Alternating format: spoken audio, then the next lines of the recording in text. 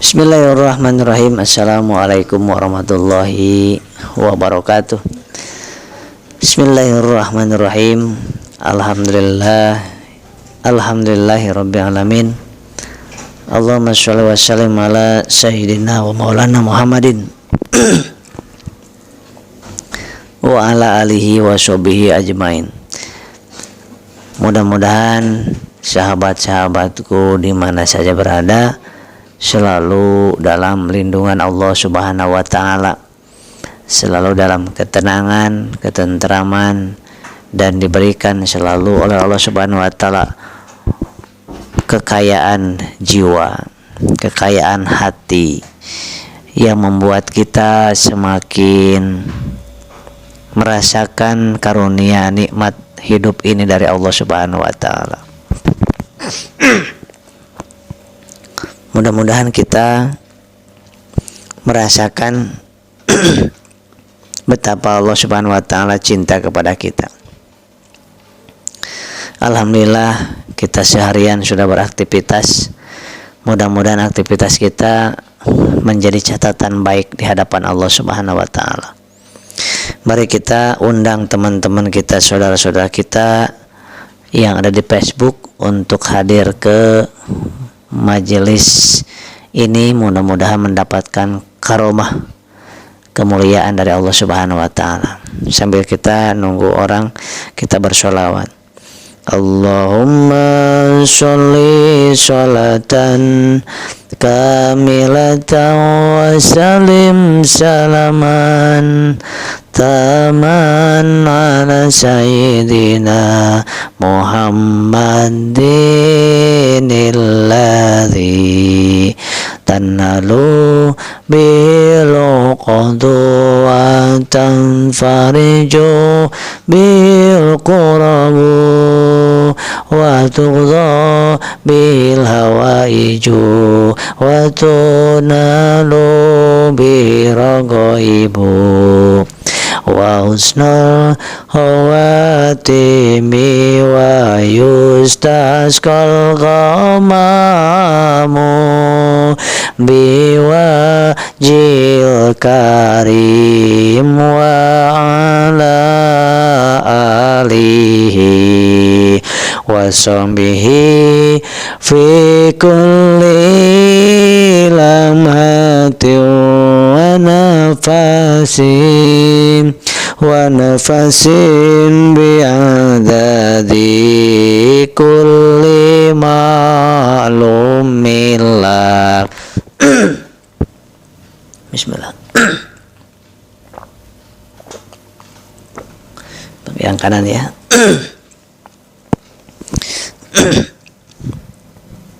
Allahumma sholli sholatan kamilatan wa salim salaman taman ala sayyidina Muhammadin alladhi tanalu bil qadwa tanfariju bil qurabu wa tughza bil hawaiju wa tunalu bi ragaibu wa husnul khawatimi wa yustasqal ghamamu biwajil karim wa ala alihi wa sahbihi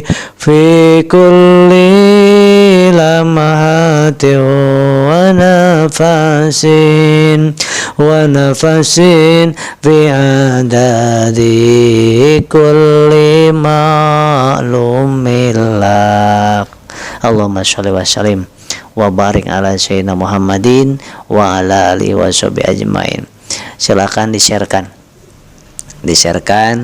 dibagikan ke banyak orang, insya Allah menjadi amal kebaikan bagi sahabat-sahabat semuanya. Sahabatku, tiangnya agama adalah sholat. As-sholatu imaduddin. Sesungguhnya sholat itu adalah tiangnya agama. Faqad aqamaha paman aqamaha faqad aqamadin, paman tarokaha faqad hadamadin. Siapa yang mendirikan sholat, pasti dia sedang mendirikan agamanya. Siapa yang meninggalkan sholat, dia sedang meruntuhkan agamanya. Karena kalau ada bangunan, saung, rumah, masjid, istana megah, kalau tidak ada tiangnya, tidak akan berdiri. Begitupun sholat, walaupun kita tahajud sedekahnya banyak, umroh hajinya bolak-balik, kemudian peduli ke umatnya luar biasa, kemudian puasanya mantap, tetapi kalau tidak sholat, sama aja kita membangun rumah, itu gentengnya bagus, kusennya bagus, bahkan dari emas, langit-langitnya, kayu-kayunya, lantainya, tapi tidak pakai tiang, maka ambruk rumahnya tersebut. Oleh sebab itu, as-sholatu imaduddin, sholat itu mari kita dirikan dalam kondisi dan posisi apapun. Walaupun sedang sakit, sholat tidak bisa ditinggalkan. Karena satu-satunya ibadah yang oleh Allah akan ditanya paling awal adalah sholat di yaumil kiamah nanti. Kalau sholatnya bagus, maka seluruh amalnya bagus. Kalau sholatnya jelek, maka seluruh amalnya jelek. Sahabatku, yang selanjutnya, kalau kita sholat, berarti kita senantiasa dalam sholat itu kita memohon, berdoa, berzikir, ingat Allah sepanjang sholat kita. Sholat yang baik bukan cuma tubuhnya yang sholat, tetapi pikiran dan hatinya juga diajak sholat oleh kita. Maka sholat akan mencegah dari perbuatan keji dan munkar. Sholat yang gimana? Sholat yang dikerjakan dengan tubuh, pikiran, dan hati. Kemudian kata Allah Subhanahu wa Ta'ala, dirikanlah sholat untuk mengingat aku. Maka ketika kita sholat harus selalu ingat Allah.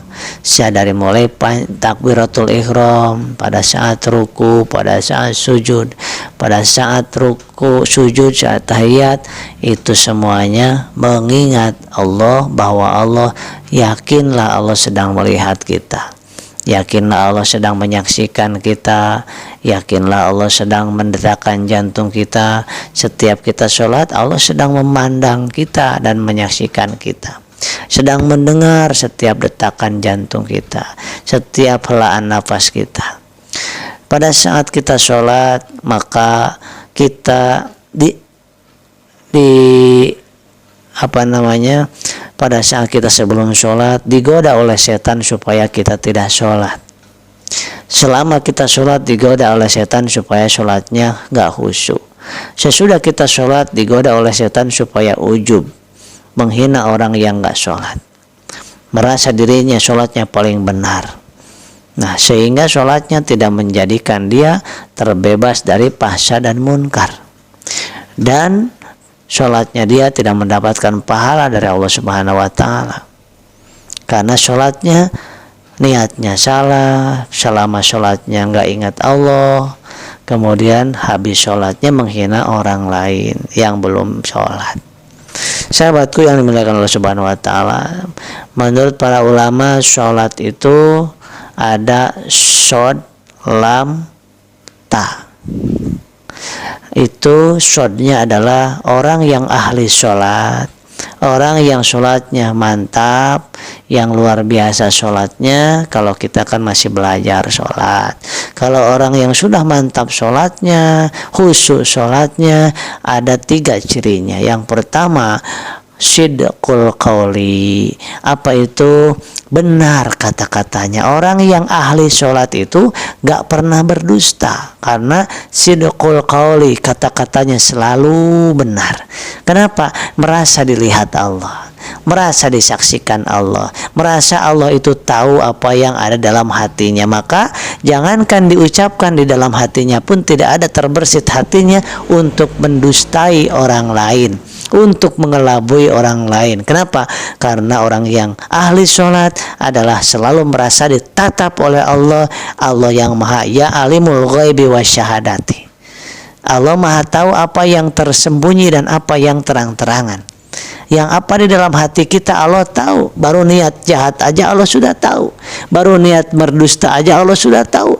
Maka nomor pertama cirinya orang ahli sholat adalah sidqul qauli. Yang kedua cirinya orang sholatnya yang benar, sholatnya yang khusyuk, sholatnya ahli sholat. Maka ciri yang kedua layinul qalbu. Layinul qalbu itu lembut hatinya. Lembut hatinya, tidak keras, tidak membatu, mudah memaafkan kesalahan orang lain.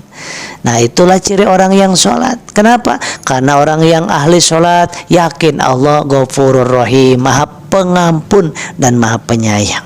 Maka kalau yakin Allah maha pengampun dan maha penyayang, maka tidak pantas bahwa dirinya sebagai makhluk yang hina tidak memaafkan kesalahan orang lain.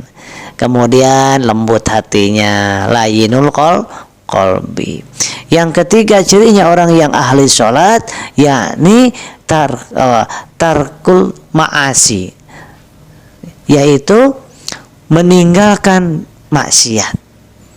Cirinya orang yang ahli sholat dan sholatnya khusyuk, sholatnya betul, pikiran perasaan tubuhnya sholat, maka bisa menjauhkan dirinya dari yang dianggap dosa oleh Allah Subhanahu wa Ta'ala.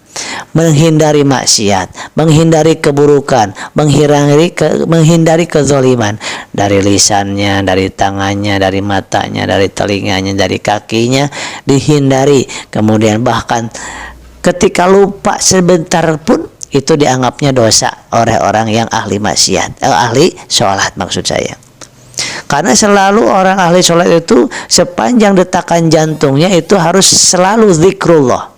Ketika lupa nggak zikir kepada Allah, waduh, astagfirullahaladzim, saya lupa kepada Engkau ya Allah, saya lupa zikir kepadamu ya Allah. Maka orang yang ahli sholat senantiasa zikrullah dan senantiasa meninggalkan yang dibenci oleh Allah Subhanahu wa Ta'ala.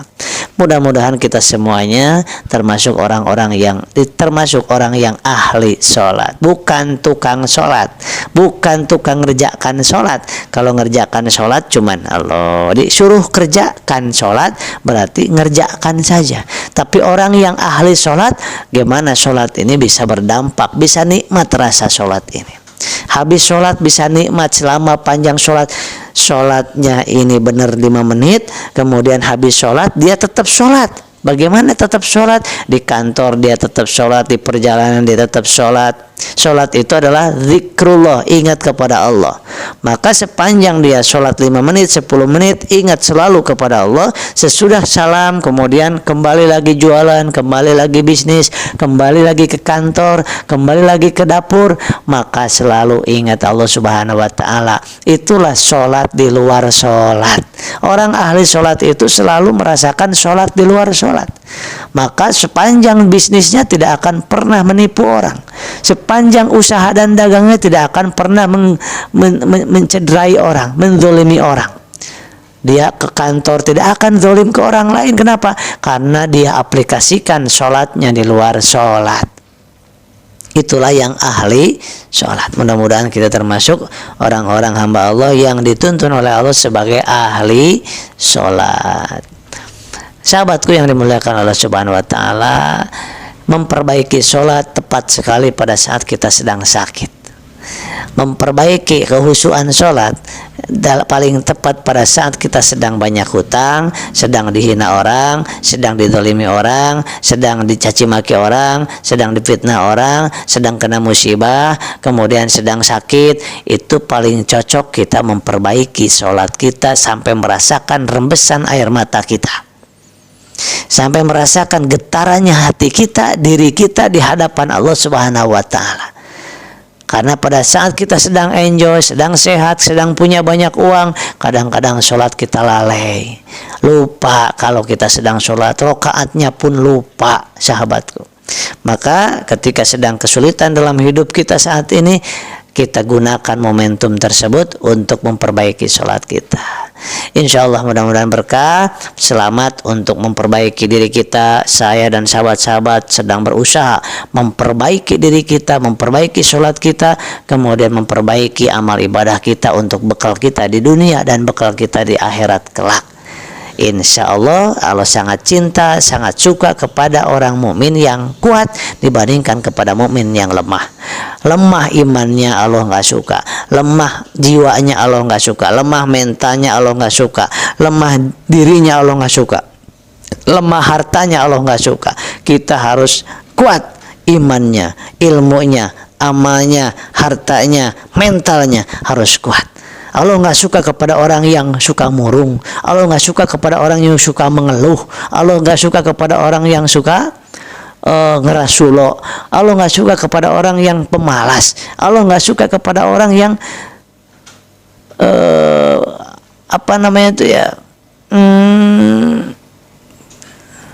malas berpikir. Tidak suka. Tidak suka kepada orang yang leha-leha. Nggak suka Allah itu. Allah suka kepada orang yang semangat terus, semangat untuk beraktivitas, semangat untuk yang mengutamakan kepentingan orang lain dibandingkan kepentingan pribadi. Demikian sahabat, mudah-mudahan Allah Subhanahu wa taala senantiasa mengistiqomahkan kita dalam saling nasihat menasihati dalam kebaikan. Demikian, assalamualaikum warahmatullahi wabarakatuh.